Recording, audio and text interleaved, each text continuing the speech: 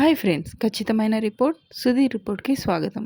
ఈరోజు వాతావరణ పరిస్థితుల గురించి తెలుసుకుందాం. ఇక్కడ శాటిలైట్ మ్యాప్ చూసుకున్నట్లయితే దక్షిణ కోస్తా వైపుకి బంగాళాఖాతం నుంచి తేలికపాటు మేఘాలు వస్తున్నాయి. దీని కారణంగా పాక్షిక మేఘావృతమై చిరుజల్లులు కురిసే అవకాశాలు కనిపిస్తున్నాయి.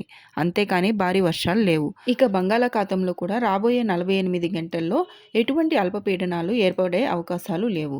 1-2 రోజుల్లో ఈశాన్య రుతుపవనాల కారణంగా దక్షిణ కోస్తాలో, రాయలసీమలో 1-2 చోట్ల తేలికపాటు వర్షాలు కురిసే అవకాశాలు ఉన్నాయి. మధ్య కోస్తా, ఉత్తర కోస్తా, తెలంగాణలో డ్రై వెదర్ ఉంటుంది. నిన్న నవంబర్ 24న తీవ్ర వాయుగుండం ఏర్పడే అవకాశం ఉంది అని చెప్పుకున్నాం.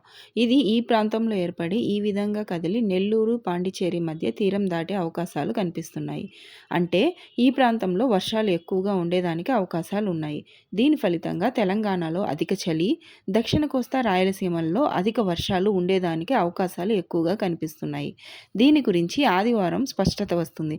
అప్పుడు దీని గురించి ఇంకా క్లియర్గా తెలుసుకుందాం. ఇక టెంపరేచర్ మ్యాప్ చూసుకున్నట్లయితే ఈరోజు 6 గంటల సమయంలో తెలంగాణలో హైదరాబాద్ ప్రాంతంలో 17 degree centigrade, Warangal 17 degree centigrade, Ramagundam 16 degree centigrade నమోదైంది. దీన్ని బట్టి మనం చెప్పుకున్నట్లు తెలంగాణలో చలి తీవ్రత పెరుగుతూ వస్తుంది. అదేవిధంగా ఈ వారాంతానికి పొగమంచు తీవ్రత కూడా పెరుగుతుంది. తెల్లవారుజామున రాత్రిపూట చలి తీవ్రత ఎక్కువగా ఉంటుంది. గత సంవత్సరంతో పోల్చుకుంటే తెలంగాణలో చలి తీవ్రత ఈ సంవత్సరం ఎక్కువగా ఉండే అవకాశాలు కనిపిస్తున్నాయి. డిసెంబర్ 15 తర్వాత చలి తీవ్రత చాలా ఎక్కువగా ఉంటుంది.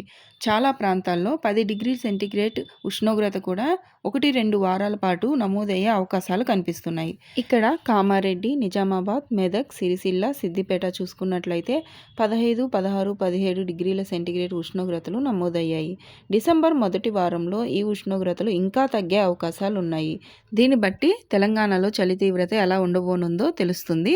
ఈ వీడియో ఎవరికైతే అవసరమో వాళ్ళకి షేర్ చేయండి. అలాగే మన ఛానల్ని లైక్ చేయండి, షేర్ చేయండి, సబ్స్క్రైబ్ చేయండి. మరిన్ని వీడియో అప్డేట్స్ కోసం బెల్ ఐకాన్ అయితే ట్యాప్ చేయడం అస్సలు మర్చిపోవద్దు. Thank you.